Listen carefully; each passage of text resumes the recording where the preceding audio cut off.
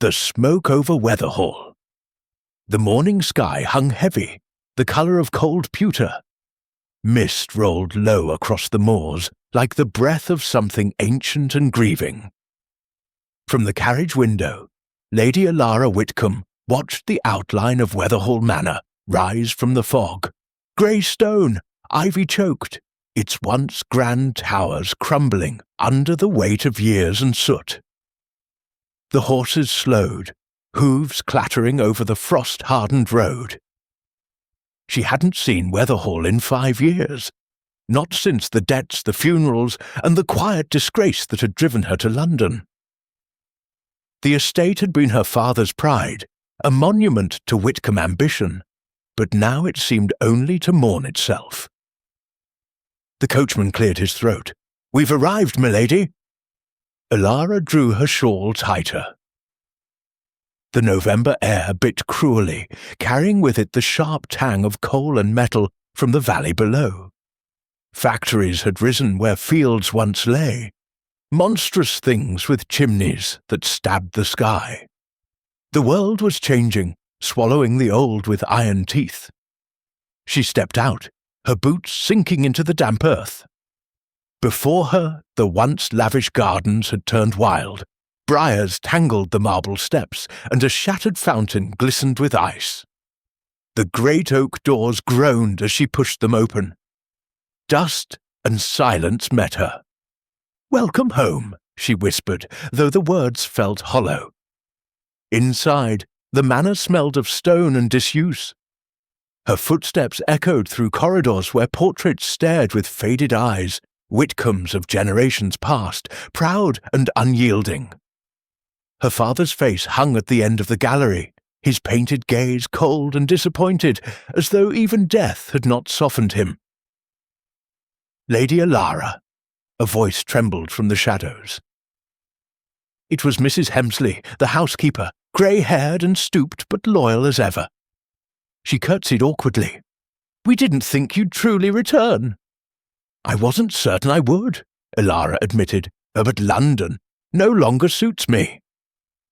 The older woman studied her, the fine dress a little travel-worn, the gloved hands that trembled slightly. "You look like your mother did, God rest her soul. Too kind for this place." Alara smiled faintly. "Then perhaps I'll be its undoing." Mrs. Hemsley hesitated. "You've heard, of course, about the fire?" Alara frowned. "Fire? The foundry in the valley, burned near to ruin last night. They say it started just past midnight.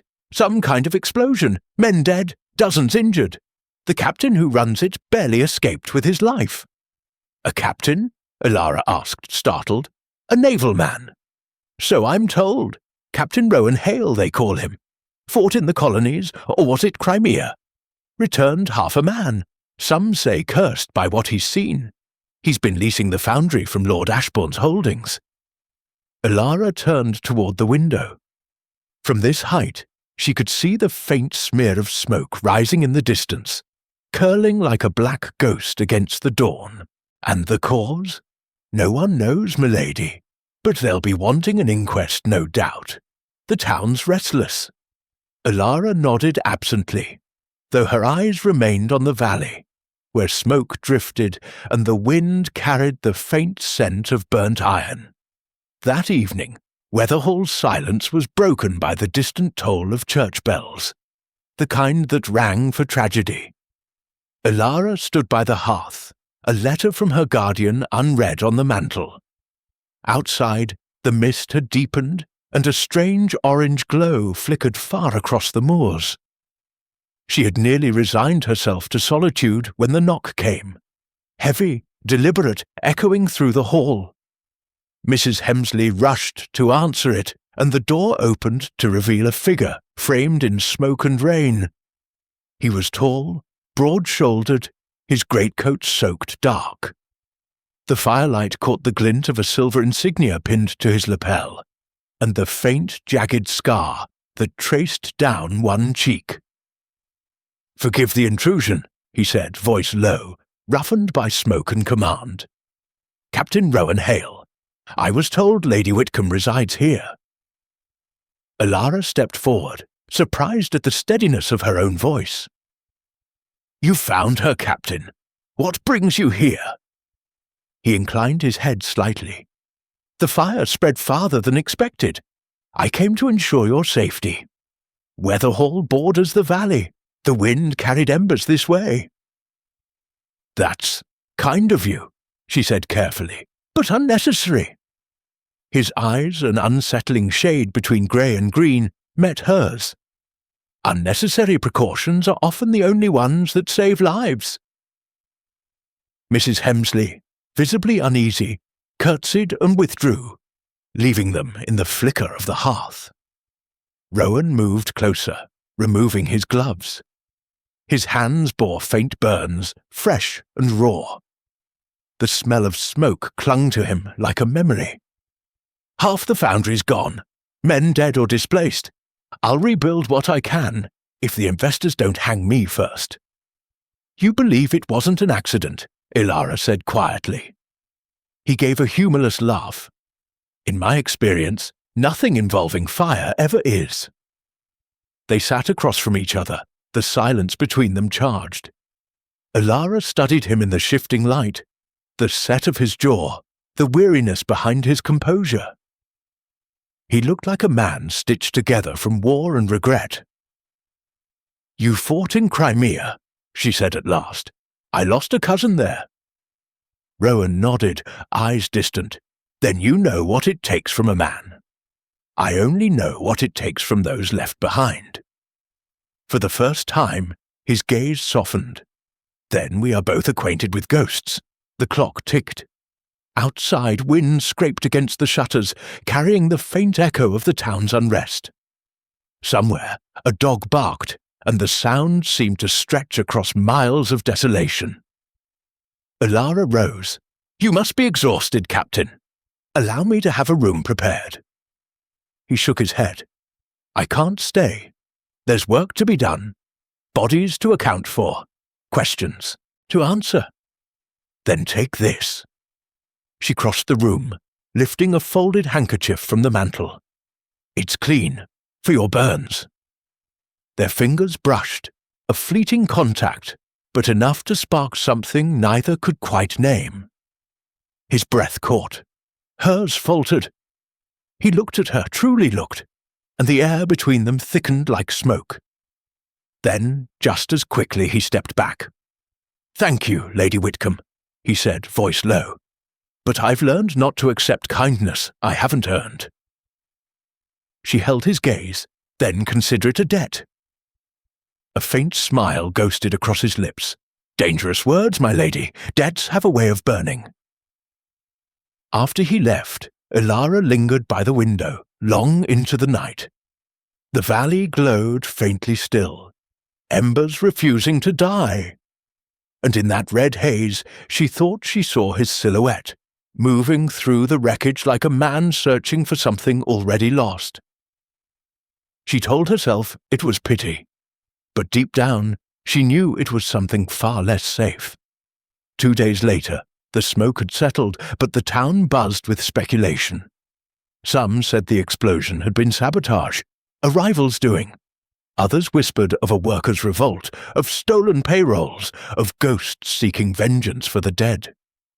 Elara ventured into the valley, her carriage trailing through the blackened remains of what had once been a thriving foundry. Charred beams jutted like ribs from the earth. The air stung of oil and grief.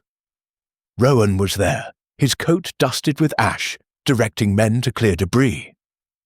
He turned when he heard her approach. "Lady Whitcomb," he said, surprise flickering across his expression, "this is no place for you." "I came to help," she replied simply. "These men have families. If supplies are needed, I can provide." He studied her, not with the politeness of society men, but with the wary respect of someone unused to compassion. "You'd risk your reputation for them?" "I lost that a long time ago," she said softly. Something unspoken passed between them, a recognition, perhaps, of two souls weathered by loss. Then a shout broke through the air. A worker had found something in the rubble, a body, half buried, clutching a metal canister. Rowan knelt, prying it free. His brow furrowed as he examined the symbol etched into its side. It was not from his foundry's stores. He looked up sharply. This wasn't ours. Alara felt the chill before she understood the meaning. Then someone— He nodded grimly. Someone wanted this fire. As the sun dipped behind the hills, the valley seemed to breathe again, not with life, but with secrets. Rowan straightened, his face hard. I'll find who did this, he said more to himself than her, even if it burns the world to do it. Alara stepped closer, her skirts brushing against soot. Then let me help you. He looked at her, a faint, incredulous smile playing at the corner of his mouth. Careful, Lady Whitcomb. I'm a man the fire already favours. And I, she said quietly, am a woman who's never feared the smoke. Their eyes met, and somewhere beyond the ruin, a cold wind rose, carrying the scent of something inevitable, something that had already begun. The captain's shadow. The rain fell all night, relentless, silver and cold, washing the valley of its ashes but not its ghosts. By morning, Weatherhall's windows wept condensation, and Alara stood at the glass, watching rivulets trace the reflection of her face. Sleep had not come easily. Her dreams were full of smoke, and in it, always, the shape of Captain Rowan Hale. Below, the house stirred. Mrs. Hemsley was directing 2 footmen to unload crates from the village, food for the displaced families after the fire. It had been Alara's doing, though she'd told no one. A quiet act of defiance against the indifference of the gentry. The world outside had grown harsher since she'd left London.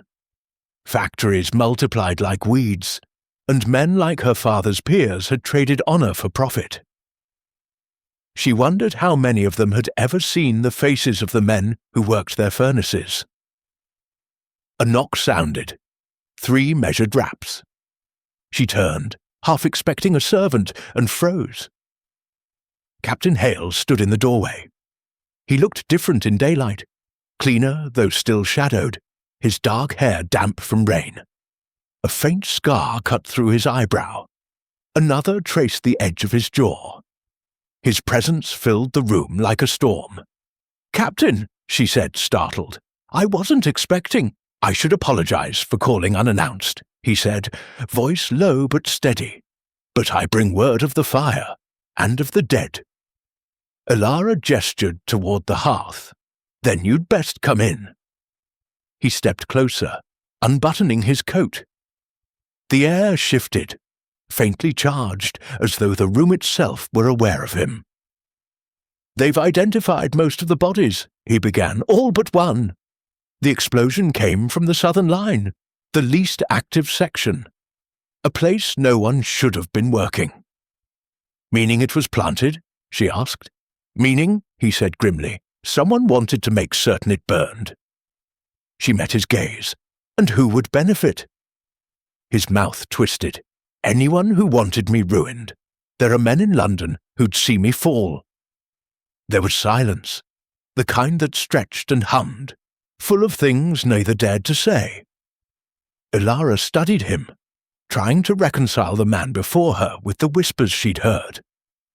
That Rowan Hale had been court-martialed once, that he'd killed a superior officer, that he'd returned from Crimea not quite whole. "May I ask," she began carefully, "what kind of captain you were?" His jaw tightened. "Of the 13th Light Dragoons. I led men into the valley at Balaclava." Her breath caught. "The charge?" He gave a small, bitter smile. "So the poets call it. We called it slaughter." He turned toward the window, eyes distant. "I came home with a chest full of medals and a court of inquiry. Some said I disobeyed orders. Others said I saved what was left of my men. The truth didn't matter. I was finished." Alara felt the ache of his words. the kind of quiet ruin that mirrored her own. "You built the foundry after that?"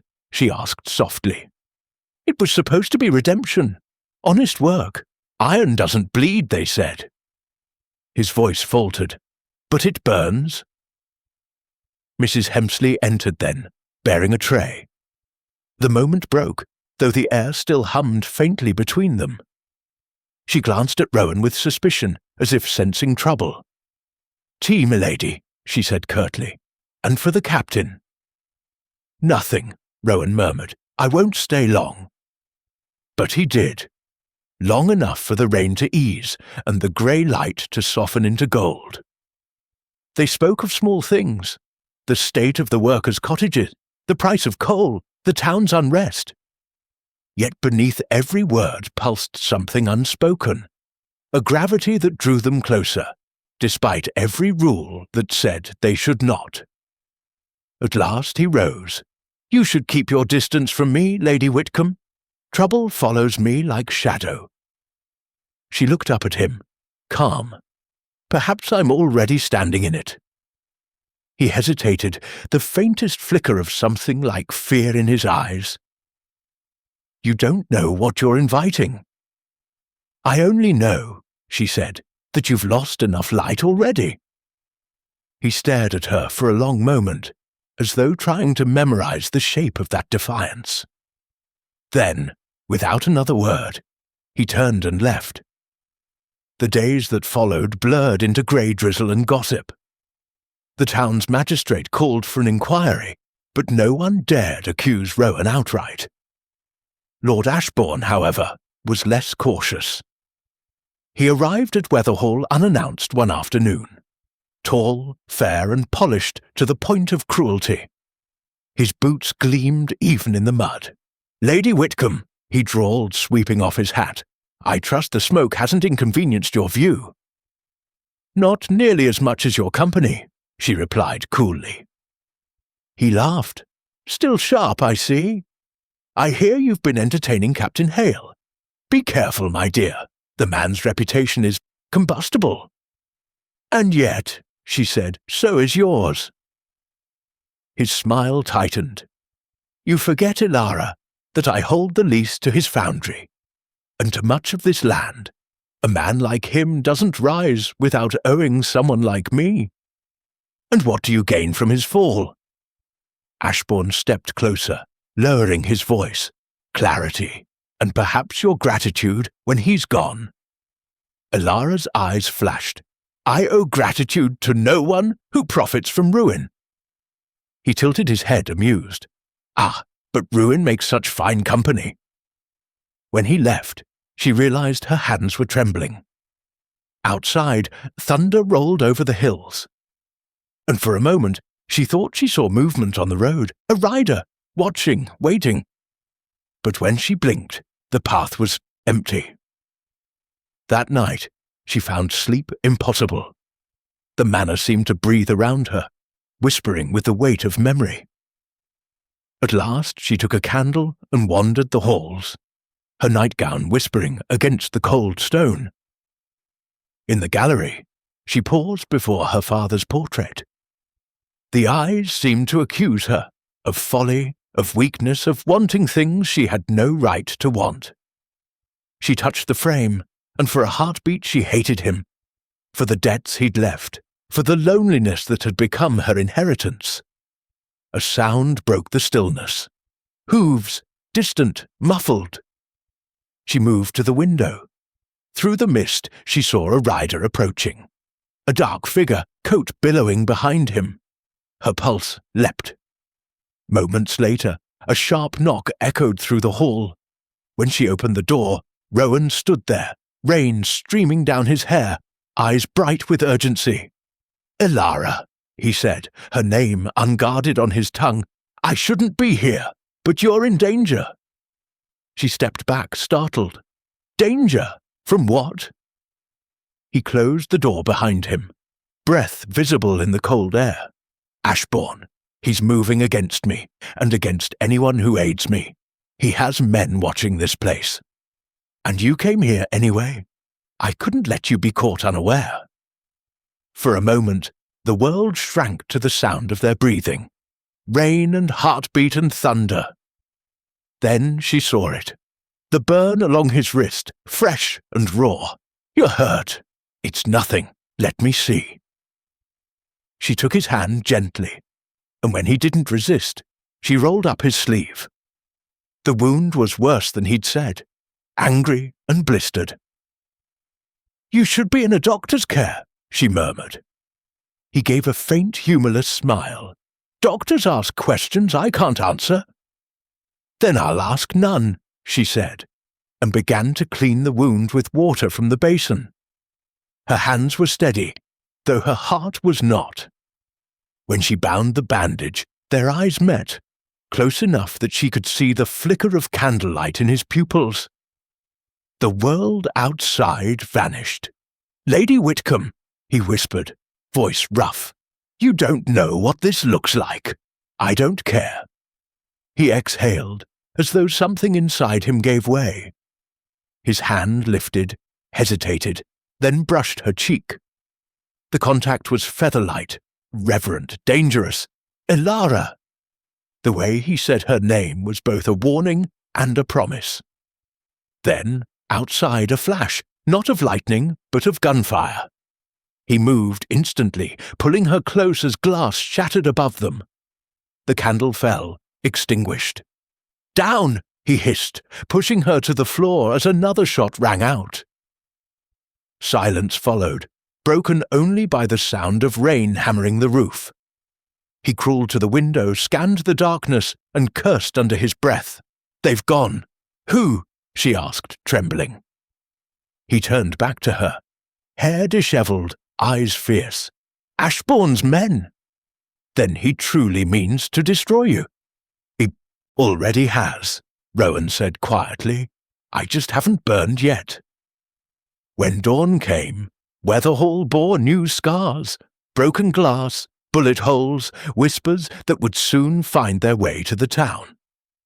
But in the secret hours before the servants woke, Elara and Rowan stood in the ruins of her drawing room, surrounded by silence.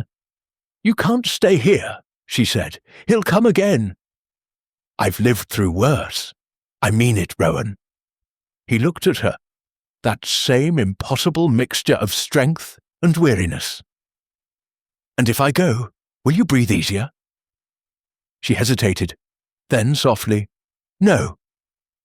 He stepped closer, close enough that she could feel the warmth of him, the faint scent of smoke that never left his skin. "Then neither will I," he said. For a heartbeat they stood on the edge of something that could unmake them both. Then he turned and left, disappearing into the mist like a ghost the dawn could not claim. And though the air was cold, Elara found herself gasping, as though she'd forgotten how to breathe at all. Letters never sent. The smoke had thinned, but the silence it left behind weighed heavier than ash. Weatherhall stood like a relic of defiance upon the moor, its windows still boarded from the night of the gunfire. A fortnight had passed since that violent rain-soaked evening, and yet Elara still woke some nights with the echo of his voice, "Down!" ringing through her dreams. Captain Rowan Hale had vanished after that night. No word, no messenger, no sign. And so she began to write. The first letter began simply, "Captain Hale, it rains again tonight. The valley smells of soot, and the air feels hollow without your voice cutting through it. I imagine you somewhere beyond the ridge, walking among the ruins you once commanded. The world speaks ill of you, but I will not let their words fill the quiet between us. If I must carry your silence, I will do so gladly. Elara." She folded it neatly, sealed it with wax, and placed it in her desk drawer, unsent. There would be others after it, dozens perhaps, each one written with trembling fingers and never meant to leave Weatherhall's walls. Words born from the hollow ache of waiting. By day, she walked among her tenants, tending to the widows and the wounded from the foundry explosion. By night, she wrote to a man who might already be dead. The town had turned restless in his absence. The magistrate's inquiry dragged on, but whispers had taken root faster than truth could follow. They said Rowan had fled to London to avoid arrest. They said the fire had been his doing, revenge against Ashbourne, or madness from his soldier's mind. Elara heard it all and said nothing. But each rumour carved deeper into her resolve. Until, one morning, she found a folded note slipped beneath her door. No signature, only 3 words in a hand she recognised. Trust no one. Her breath stilled. She read the words again, tracing the ink as if it might explain itself. Hemsley found her at the breakfast table moments later, pale and shaken. "Milady, are you unwell?" "Quite," Elara said softly, tucking the note into her sleeve. "Only tired." That afternoon, Lord Ashbourne returned, this time with a carriage full of London men, all polished boots and false civility. They carried ledgers, warrants and smiles, too practised to be sincere. "We're here on official business," Ashbourne announced, sweeping through her parlour as if it were his own. "The Crown's investigation requires access to your lands. Captain Hale's foundry lies within Whitcomb territory." Elara met his gaze coolly. "You'll have every cooperation within the limits of law. But if you mean to trespass without cause, you'll find my patience shorter than my fortune." One of the London men, a wiry inspector with cold eyes, stepped forward. "We believe the captain stored contraband materials on site. Gunpowder, perhaps even munitions." Elara's fingers curled around the armrest. "You'll find no such thing." Ashbourne's smile sharpened. "And if we do, then you'll answer for planting it." The silence that followed was taut, electric. Ashbourne's composure faltered for half a heartbeat before he turned away. "Careful, Lady Whitcomb. The law may yet mistake your courage for conspiracy." When they left, the room felt colder. That night, she wrote again. "Rowan, they've come for you. Ashbourne brings London to our doorstep, armed with lies. I should be afraid, yet I am only angry. If you can hear this, if somehow these words find you, know that I am not afraid of the ruin your name brings. It has already made me stronger. If I must burn for believing in you, then so be it." Days later, a messenger arrived from the valley, a boy no older than 16, soot on his face, trembling from cold. "Letter for Lady Whitcomb," he stammered. Elara broke the seal before she could think. The handwriting was unfamiliar, hurried, but the scent of smoke clung faintly to the parchment. "Meet me at the ruins, midnight. Come alone." Her heart thudded once, hard, certain. She said nothing to Mrs. Hemsley, nothing to the servants. When the clock struck 12, she wrapped herself in a cloak and slipped through the side gate into the moor. The wind had teeth. The world beyond the manor lay drowned in mist. The foundry ruins loomed like skeletons, blackened walls, twisted beams, and the stench of iron and memory. "Elara!" She turned at the sound. Rowan stepped from the shadows. He was thinner, wearier, his coat torn and his hair matted from rain, but he was alive. And when his eyes met hers, something inside her cracked wide open. "You're alive," she whispered, disbelief and relief colliding. "Barely." He glanced around warily. "I shouldn't have come, but I needed to see you, to tell you what I've learned." She stepped closer, eyes bright in the lantern's glow. "You could have written." "I did," he said, "but letters are safer burned than sent." Her breath caught. "You sent me?" "No, that wasn't me." His voice hardened. "Ashbourne has men intercepting everything from the valley. He's trying to make me look guilty. He owns the magistrate, the press, everything. Then why not run?" He laughed softly, bitterly. "Run where? The fire follows me, Elara. Always has. She hesitated. Then let me help you. You already are, he said, by staying alive. A gust of wind swept through, scattering ash from the ground. He took her hands, calloused, scarred, still warm. I don't know how this ends, he said quietly, but if I fall, I need you to remember one thing. What? That it wasn't the fire that ruined me. It was you. Her breath hitched. That's not fair. No, he said, voice low. It's not fair that I met you when I was already broken. It's not fair that you make me want to live when I deserve to burn. She tried to speak, but his hand lifted, rough fingers tracing her jaw, the same tenderness that had once felt forbidden. And then he kissed her. Once, slow, devastating. The smoke curled around them, the ruins crackling faintly in the cold.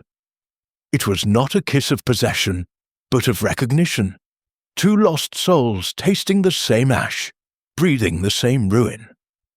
When he pulled back, she felt it in her lungs, that strange, impossible truth that nothing would ever feel clean again. He stepped away first. If I'm not here by dawn, you'll know they've found me. Rowan.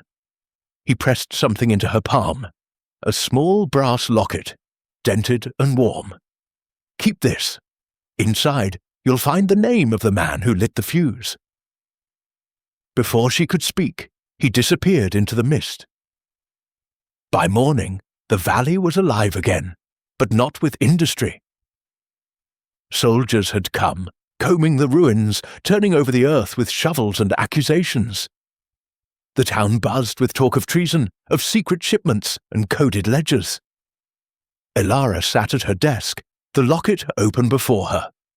Inside lay a single name scratched into metal.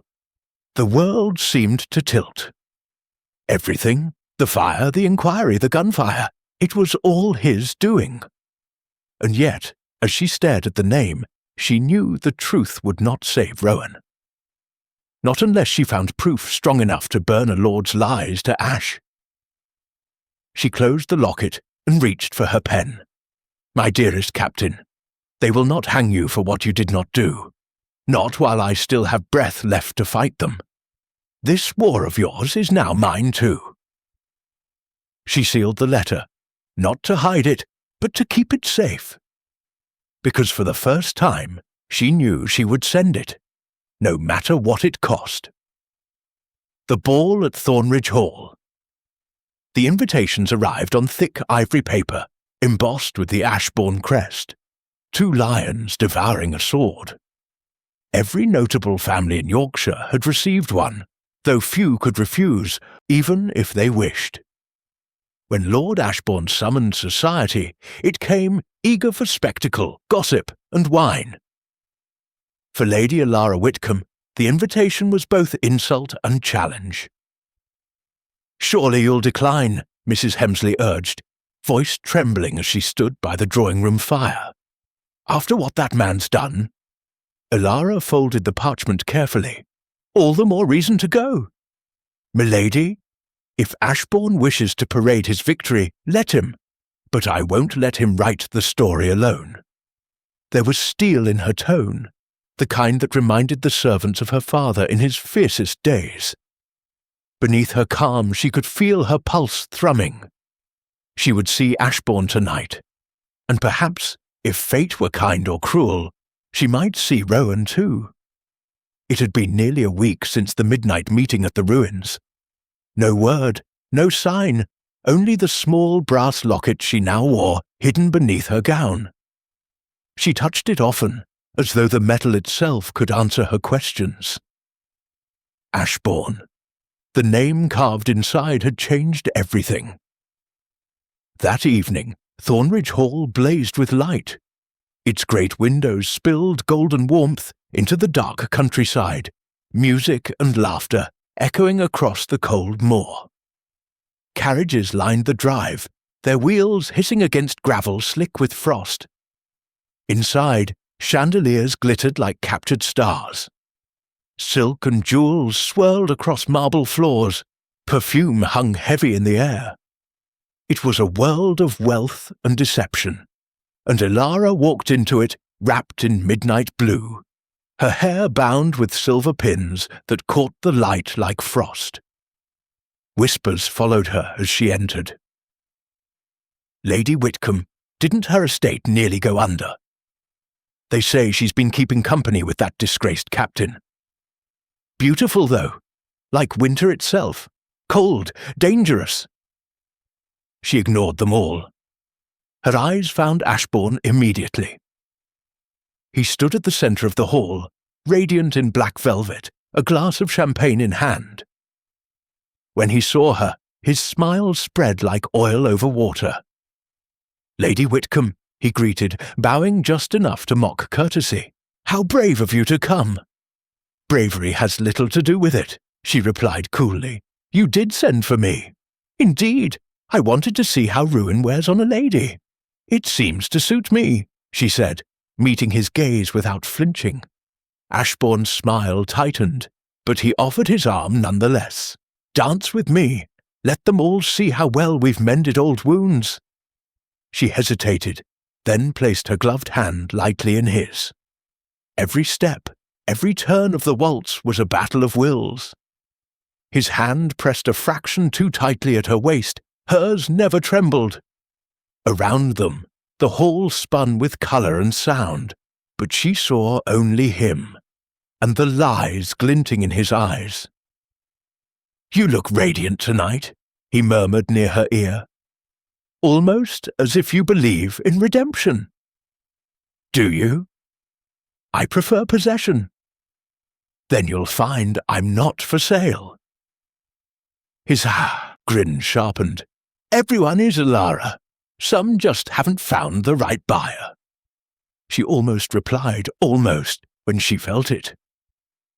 A gaze from across the hall. She turned slightly, heart jolting. Rowan stood in the shadow of the upper gallery, half hidden behind a column, dressed in plain black but unmistakable. The moment their eyes met, the world seemed to hold its breath. Ashbourne noticed the flicker in her expression and followed her gaze. His smile froze. "Well," he said softly, venom threading his tone, "the ghost returns." Elara forced her voice steady. "You invited him." "Not I," Ashbourne murmured, "but I don't mind the drama." The dance ended. She curtsied, excused herself, and slipped through the crowd toward the staircase. Every instinct screamed that she shouldn't go, that to be seen with Rowan here was suicide. But she couldn't stay still while he stood alone under that cold, watching gaze. He met her halfway up the steps, catching her gloved hand in his. "You shouldn't be here," he whispered. "Nor should you," she returned. "They'll see you. I need to talk to you. There's no time."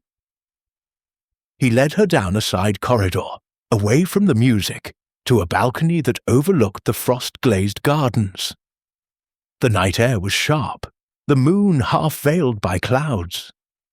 Below them, lanterns swayed, and laughter drifted faintly from the ballroom. "Why come here?" she demanded. "Ashbourne could have you arrested on sight. He already tried." Rowan's jaw was tight. "I was in Leeds last week. Someone followed me, 2 men. I doubled back and found Ashbourne's crest on their saddles. He wants me silenced before the inquiry ends. Then why risk coming here? Because I found something he didn't mean for me to find." He pulled a folded document from inside his coat. Damp, creased, marked with soot. A shipment order, signed with his seal. The same materials that caused the explosion, requisitioned in his name, then charged to mine. Elara took the paper, hands trembling. "If this is real, it's enough to clear me," Rowan said. "But I can't bring it to the magistrate. Ashbourne owns them all. I need it made public, something even he can't smother." "And you thought to hand it to me?" she asked. "A woman already under suspicion." His eyes softened. "You're the only one I trust." The word struck her harder than she expected. Trust. From him, it felt like confession. Then what happens now? She asked. I don't know. But before this ends, he'll come for me again. And when he does, he'll come through you. Before she could reply, footsteps echoed down the corridor. Laughter, voices approaching. Rowan stepped back into shadow, every line of him tense. Go, he said quietly. Don't let him see you with me. She hesitated. Rowan! He caught her hand once more. Brief, firm, desperate. If I don't walk out of here tonight, promise me you'll run. Then he was gone, swallowed by the darkness of the upper hall. Alara returned to the ballroom with practiced poise. Ashbourne was waiting, his smile back in place. Your sudden absence worried me, he said lightly. You've missed 2 dances. Perhaps I needed air. Perhaps, he said, leaning close. You were meeting your soldier. Her pulse quickened, but she kept her face serene. And if I was? Ashbourne's smile faltered. Then I pity you. He's not the hero you think he is. Perhaps not, she said, lifting her chin, but at least he's a man, not a mask. For a heartbeat, his facade cracked, anger flashing through the charm. Then, just as quickly, it vanished. You're becoming quite reckless, my dear. I do so admire that in a woman. He stepped aside to greet another guest, leaving her trembling behind her glass of champagne. Music swelled, and the crowd spun like clockwork. But beneath the glitter and perfume, Alara felt the rot of danger thickening. Near midnight, a sudden commotion rippled through the hall. A crash of glass, a shout, the abrupt end of music. Guests froze as 2 constables burst in, their uniforms slick with rain. In the name of the crown, the taller one barked. We seek Captain Rowan Hale. Gasps rippled. Alara's heart seized. Ashbourne's expression was a masterpiece of false surprise. Rowan Hale, he said, feigning innocence. Surely not here. The constable lifted a pistol. We have orders to search the premises. In the confusion, Alara slipped toward the corridor where Rowan had gone. Her heels clicked against marble, echoing her heartbeat. She found him near the servants' stair, cloak drawn tight, eyes blazing. They know, she hissed. You must leave, now. I can't, he said. They'll follow me. Then hide. The East Wing, the Winter Chapel. No one uses it. He hesitated, then nodded once. You shouldn't help me. I already have.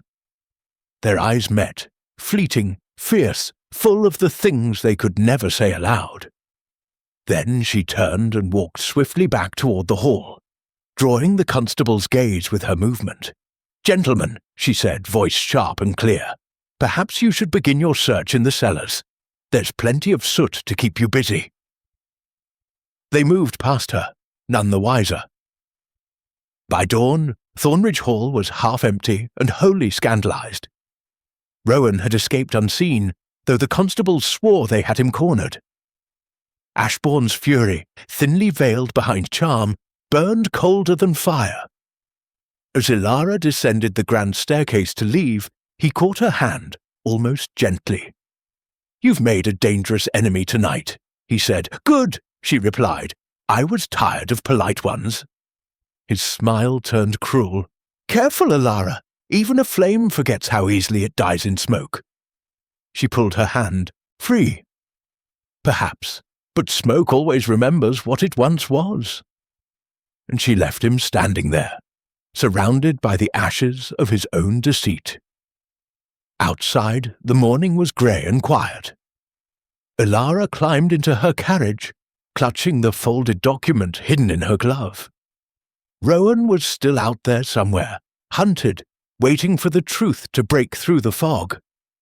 As the horses started forward, she looked once more toward Thornridge's distant windows, and thought she saw a shadow watching her from the edge of the trees. She didn't know if it was his, but for the first time in weeks, she dared to hope. The ashes between them. Snow fell softly over Weatherhall by the time the scandal reached her doorstep. It came not as rumour, but as a sealed letter bearing the magistrate's seal. Cold, impersonal, final.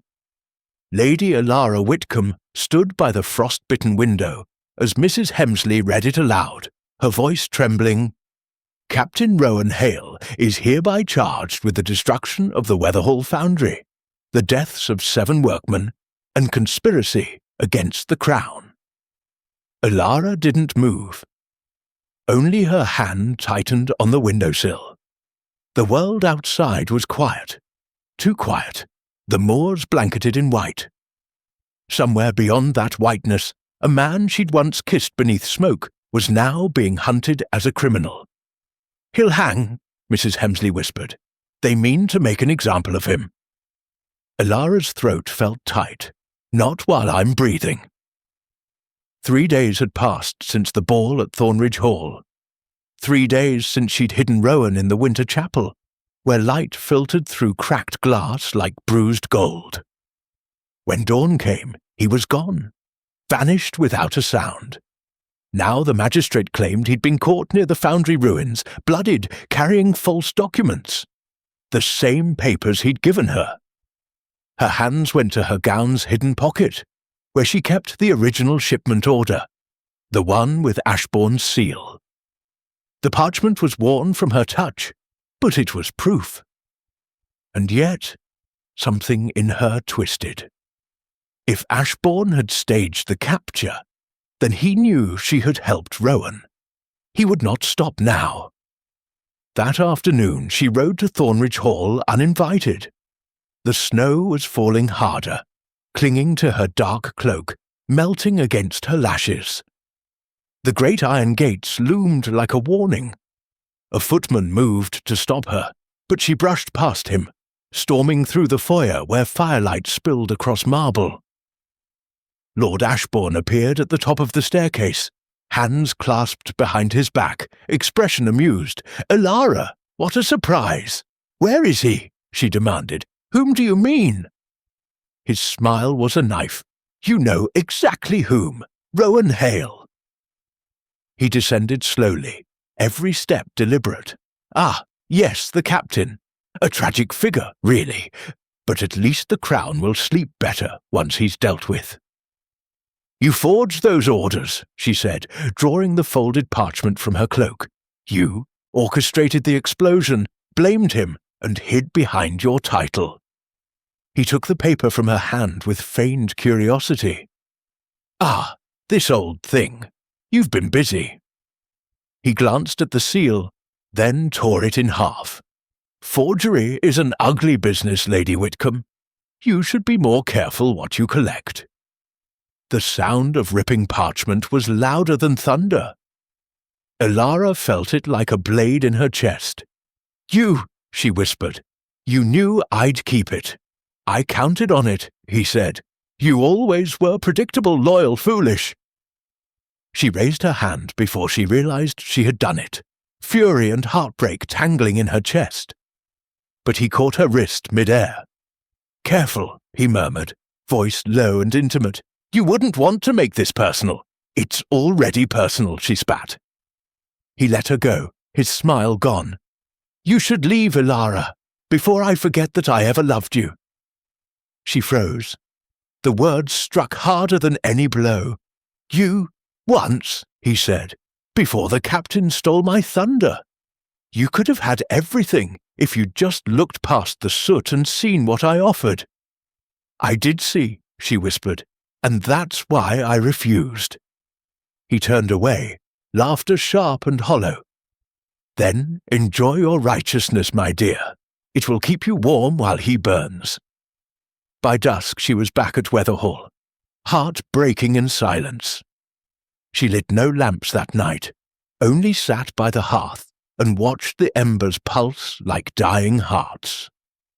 Every flicker reminded her of him. The soot on his hands, the warmth in his eyes, the way his voice had trembled when he said, You're the only one I trust. Now he was locked in the magistrate's hold, condemned by lies she could not prove. But as the last ember faded, something hardened inside her. If truth would not free him, she would. The next morning, she rode to the jail under a sky the colour of iron.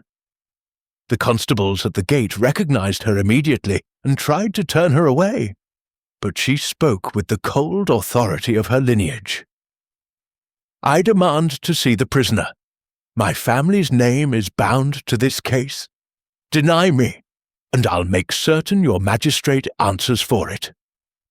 Reluctantly, they led her through the damp corridors, where the air stank of rust and straw. She found Rowan in a narrow cell, shackled but unbroken, his back against the wall, eyes closed as though dreaming. When he opened them, the world shifted. "Elara," he said softly, "you shouldn't have come." She stepped closer, fingers curling around the bars. "They mean to hang you. I know.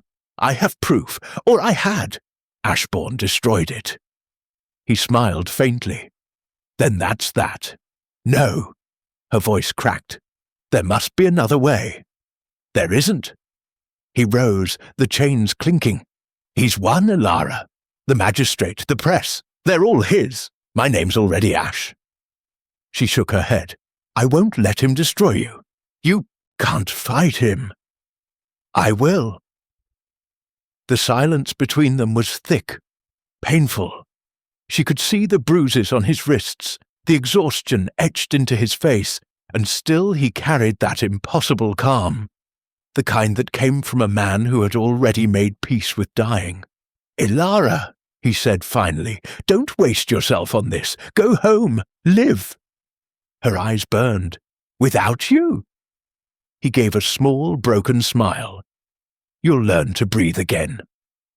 She reached through the bars, catching his hand. The metal was cold, but his skin beneath was warm, trembling slightly. For a long moment, they simply stood there, two souls suspended between hope and ruin. Then she whispered, "You once told me that smoke always remembers, so remember this." And she kissed his hand, slow and steady, like a promise carved into flame. That night, the jail burned. No one ever discovered who started the fire. Some said it was sabotage, others whispered of vengeance. But when dawn came, the prison was in ruins, and Captain Rowan Hale was gone. The magistrate declared him dead. Elara didn't believe it. Weeks passed. Snow melted into muddy spring. Weatherhall began to breathe again, quietly, carefully. The tenants returned. Life resumed its slow rhythm, but Elara moved through it like a ghost, half alive, her lungs still heavy with smoke. One evening, as the sun bled out over the moors, a rider approached the estate, cloaked, silent, leaving no tracks in the soft earth. Mrs. Hemsley saw him first. "A messenger," she murmured, "from London, perhaps." Elara stepped onto the terrace, heart pounding. The rider dismounted and removed his hood. Rowan, alive, but changed. His face was leaner, eyes shadowed with distance. The soot was gone, yet the smoke still lingered in the way he moved, quietly, as if life itself had become a battlefield. She didn't speak. Neither did he. The space between them felt infinite and fragile. "You lived," she breathed at last. "Barely," he said. "Ashbourne thinks me dead. Best it stays that way." "Where will you go?" "South, perhaps. Away from all this." He hesitated. "Unless," she waited, "unless you'd come with me." Her heart stuttered. Every memory rushed through her. The firelight, the kiss, the cell, the promises made in ash and silence. She wanted to say yes, to let the past burn and walk into something clean. But Weatherhall stood behind her, broken yet hers. The people, the land, her father's legacy, and she knew she could not leave it behind. "I can't," she whispered. He nodded once, the faintest trace of sadness, but no anger. "I thought so." They stood there, the last light fading between them. "Will I see you again?" she asked. He smiled faintly. "Perhaps when the smoke rises." He turned to leave. She almost called after him. Almost, but stopped herself. Because love, she realized, was not always about holding on. Sometimes it was about surviving the fire and learning how to breathe through the smoke it left behind.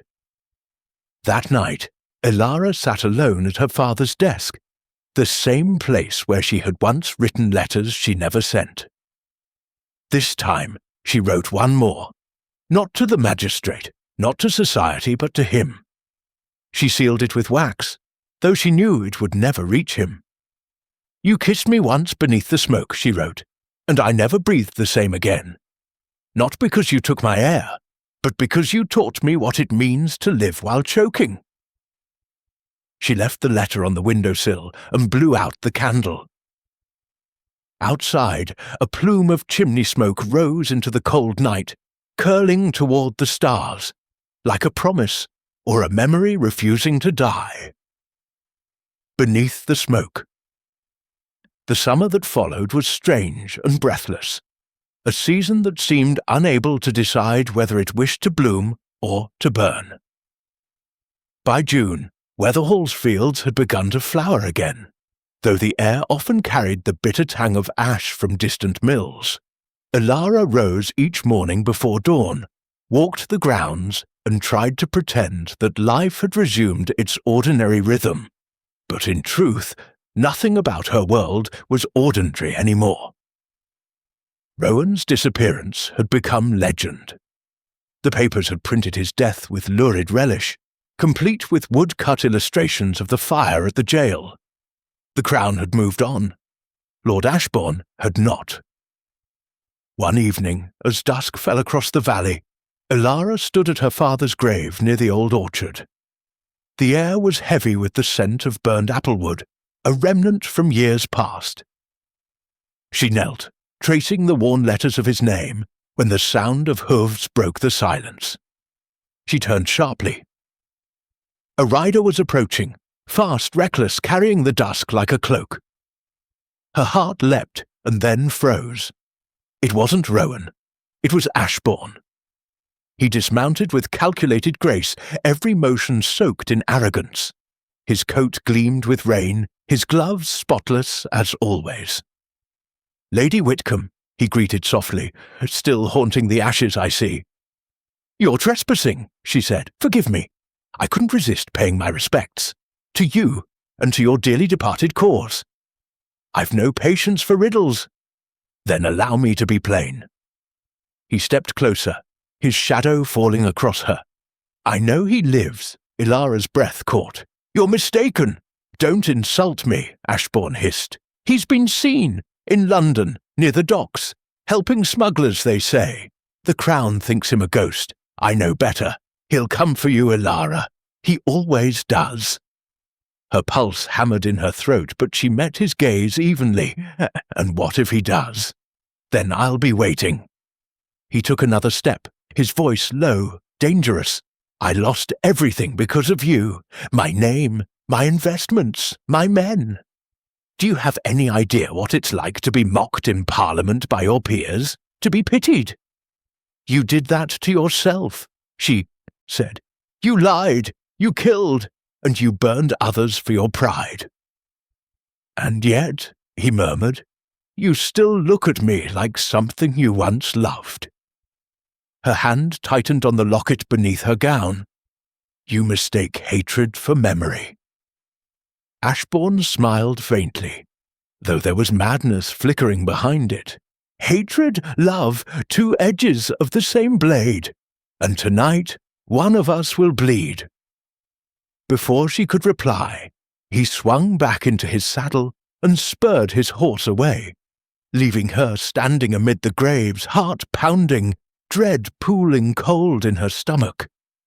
That night, a storm broke over the moors. The wind howled through the manor, and rain lashed the windows in wild torrents. Elara paced the drawing room, unable to rest, feeling danger tighten around her like invisible wire. Every creak of the old timbers made her start. At last, she lit a lantern and made her way to the study. She needed to write, to steady her mind.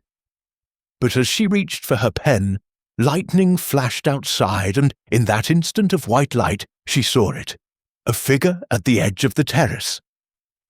She froze. The lantern trembled in her hand. The figure moved closer, soaked, cloaked, unmistakable. "Rowan," she whispered. He stepped into the light, and the world tilted. He looked like a man half-claimed by the storm, drenched, hollow-eyed, but alive.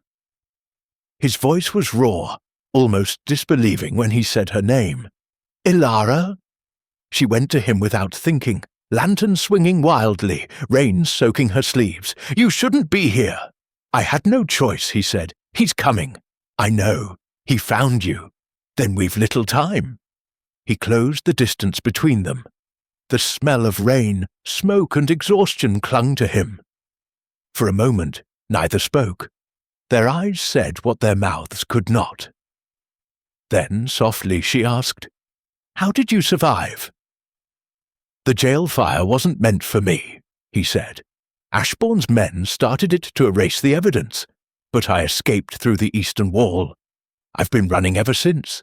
Every town, every alley, I heard his name behind me." "You should have gone farther." "And leave you behind?" His voice cracked. "I tried." Thunder shook the air. She realized she was trembling, though she didn't know whether from fear or relief. "He was here, Rowan, today." Rowan's expression hardened. "Then he knows. He'll come tonight. Then we'll face him together." He shook his head. "If he sees us both, he'll destroy everything. You must leave." "No," she said fiercely. "Not again." Their eyes met. A clash of stubborn wills, desperate love, and exhaustion. He reached for her hand. "Ilara, if this ends badly, it won't. I'm not afraid to die," he said, "but I can't bear to see you burn for me." Her reply was barely a whisper. "Then stop standing so close to fire." Outside, a horse screamed. Rowan's head snapped toward the window. "He's here!" In the next moment, the manor doors burst open, and cold wind swept through the hall. Ashbourne entered like a storm given human form, soaked, furious, his pistol drawn. "Well," he said, voice calm in its madness, "how touching!" "Put the gun down," Ilara said sharply. "This is madness. Madness!" He laughed, short and ugly. "You chose a murderer over me." Rowan stepped forward. "You framed me, Ashbourne. You killed your own men. Progress demands sacrifice. And so does pride," Rowan growled. They circled each other like wolves. Ilara stood between them, the lantern light flickering wildly, shadows twisting across the walls. Rain hammered the roof above them, thunder shaking the floor. Ashbourne raised the pistol toward Rowan. "No!" Ilara cried, stepping in front of him. Ashbourne hesitated. One heartbeat, one breath, and in that instant Rowan moved. He lunged, knocking the pistol aside. It fired, the shot echoing through the hall, shattering glass. The lantern fell, oil spilling across the rug. Flames leapt instantly. "Run!" Rowan shouted. But the fire spread fast, devouring the drapes, racing up the walls. Smoke billowed, thick and choking. The world blurred in heat and chaos. Ashbourne staggered back, coughing, his coat catching fire. He screamed, a sound that tore through stone and fell into the blaze. "Ilara!" Rowan seized her hand, dragging her towards the door. "We have to go!" The ceiling groaned above them. The air was thick with blackness. She could barely see, barely breathe. The front doors were blocked by debris. "This way!" he shouted, leading her toward the grand staircase. They climbed halfway before the railing gave way. She stumbled, and he caught her, arms strong even through the smoke. Flames licked around them like living things feeding on the manor's bones. "Rowan!" she gasped. "We won't make it! Yes, we will!" But even as he spoke, the roof above the great hall cracked, a rain of sparks and beams crashing down behind them. The world glowed red. It was as if the house itself had become the foundry reborn. And then, through the roaring fire, they reached the upper balcony, the same place where they had first met years ago, watching the smoke rise over the valley. Rowan turned, face streaked with soot, eyes blazing. "Elara!" Before she could answer, he cupped her face and kissed her. It was not a gentle kiss. It was desperate, consuming, a kiss born of ruin and rebirth, of everything they'd lost and everything they still refused to surrender. The smoke curled around them, but neither turned away. The world burned, and still they held on. When he finally pulled back, his voice was a rasp against her ear. "Go, now! I won't leave you! You must!" He pressed the locket, her father's locket, now his, into her hand. "For me." The balcony trembled beneath their feet, pushed her toward the shattered window. "Jump! Into the pond below! I'll be right behind you!" She shook her head, tears cutting streaks through the soot. "Rowan?" He kissed her once more, softer this time, almost tender, for luck. And then he shoved her through the window just as the ceiling gave way. She fell, air rushing, water rising, until the cold struck like a blade and darkness took her. When she awoke, dawn was breaking. The manor was gone, nothing but smoke and embers. She dragged herself from the pond, coughing, shivering, calling his name. But only the crows answered. The air was thick with the scent of burnt wood and something far worse. She searched until her knees gave out, until her voice broke, until the world blurred through her tears. There was no sign of him. Only the locket in her palm, still warm from his touch. That morning, the villagers came to help. They found her wrapped in a blanket by the pond, watching the smoke curl toward the sky. "Lady Whitcomb," someone murmured, "you're lucky to be alive." She didn't answer.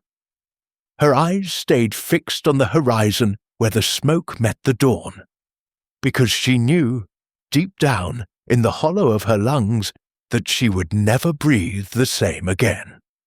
The breath she never took. The ruins of Weatherhall smouldered for 3 days. Even when the flames were gone, the earth still breathed heat, as though the house itself refused to let go. Elara watched from the hill, her arm in a sling, her face marked by smoke and sorrow. The villagers came and went, carrying what little could be saved. No one spoke of the fire. No one dared ask about Captain Rowan Hale. They all thought her a widow to a man who had never been her husband. And in a way, she was. Weeks passed. Summer waned into the soft melancholy of autumn. Elara took to walking the moors each morning, wrapped in her father's old coat. The wind there was cold and clean, a kind of mercy against the weight in her chest. She rebuilt the cottages first, not the manor. The people needed roofs before she needed memories. The great house could wait, or perhaps she thought it could remain what it was. A grave for a past that could never be resurrected. Every night, when the sky bruised purple and the hearths in the valley began to smoke, she would sit by the pond and watch the ripples fade. The locket never left her neck. Inside, she had placed a lock of his hair and a scrap of the scorched shipment order, the proof of his innocence, now nothing but ash and faith. Sometimes she thought she heard him in the wind, a breath, a whisper, the echo of his voice saying her name. But when she turned, there was only the moor and the endless sky. One grey afternoon, months later, A carriage arrived from London. The man who stepped out was a solicitor, crisp and pale, carrying a bundle of sealed documents. He bowed deeply. "Lady Whitcomb, I come bearing the final ruling of the Crown. The Chillot investigation into the Weatherhall explosion and the Thornridge affair has concluded." She gestured him inside the small cottage she now lived in, once a gamekeeper's home, now her sanctuary. The solicitor laid the papers before her, adjusting his spectacles. "It appears Lord Ashbourne's holdings have been seized. Evidence suggests he was responsible for a string of falsified contracts and illegal labour practices. The Crown regrets its error concerning Captain Rowan Hale." Elara stared at the parchment as though it was something unreal. "They've cleared his name." "They have. Officially posthumous, of course," he added gently. "His body was never recovered, but the court assumes—" "Don't," she said quietly. "Assume nothing." The solicitor hesitated, then nodded. "There's one more matter. Among Lord Ashbourne's effects was a letter addressed to you. Would you like me to leave it?" "Yes," she whispered. When he was gone, she sat alone for a long time before breaking the seal. The handwriting was unmistakable, bold, deliberate, and yet strangely unsteady. "Elara, if you're reading this, then I've failed. But I'd have you know, it was never hatred that drove me, only envy. You loved a man who walked through fire for you, and I was a man who burned others for less. I see now what I destroyed, and it was never his life. It was yours. I am sorry. Ashbourne." The letter fell from her hands. For the first time since the fire, she wept, not for him, but for the world that could twist love into ruin and redemption both. Winter came again, slow and relentless. The moors froze under silver frost, and Weatherhall's ruins slept beneath snow. On Christmas morning, a messenger arrived from the coast, a boy no older than 15, cheeks red from wind and sea. He carried a small parcel, wrapped in oilskin. "For Lady Whitcomb," he said, "from a sailor at Portsmouth. He said you'd understand." Elara took it with trembling hands.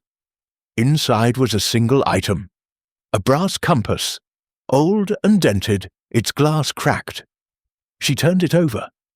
On the back, scratched faintly by hand, were 4 words, still beneath the smoke. Her breath caught.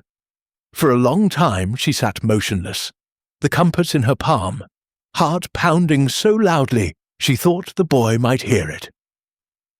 "Did he say anything else?" she managed. The boy frowned. "Only that he'd come back when the air was clear." She closed her eyes, a trembling smile ghosting her lips. "Thank you." He left, leaving her alone with the storm. That night, she walked to the ruins. The wind had died, and snow fell in slow, lazy flakes. The world was hushed, the kind of silence that feels like holding one's breath. She stood before the blackened stones of the manor, where ivy and frost had begun to reclaim what fire had devoured. For the first time, she did not see destruction. She saw survival. She lifted the compass, feeling the faint hum of metal against her skin. Somewhere, she thought, across oceans or continents, a man still breathed beneath smoke, not dead, merely unseen. And perhaps that was enough. Years passed. Weatherhall never regained its former glory, but the valley flourished under her care. Children grew up hearing tales of the lady who saved her people, who rebuilt with her own hands, and who waited by the pond each spring for a man the world believed lost to the fire. She never remarried. Some said her heart had been claimed by the dead. Others said she still met him, in secret, when the fog rolled thick and the air smelled faintly of soot. Elara never confirmed either story. She simply smiled, that quiet, knowing smile that held both grief and grace, and walked the moors as she always had. On the evening of her last spring, the air over Weatherhall filled with smoke again. not from fire, from the village hearths, from the forges that had been rebuilt. The smoke curled upward, soft and golden in the dying light. Elara stood on the hill, wrapped in her shawl, the compass warm in her hand. For the first time in years, her lungs did not ache. She drew in the smoke, slow and deep, and felt something like peace settle through her. A breeze stirred the grass beside her. For a heartbeat, she thought she heard his voice. Elara. She smiled, and in that quiet, she finally breathed out the last of the fire. When the villagers found her the next morning, she was seated on the hill, eyes closed, a faint smile on her lips. The compass lay open in her lap, pointing not north, but west, toward the sea.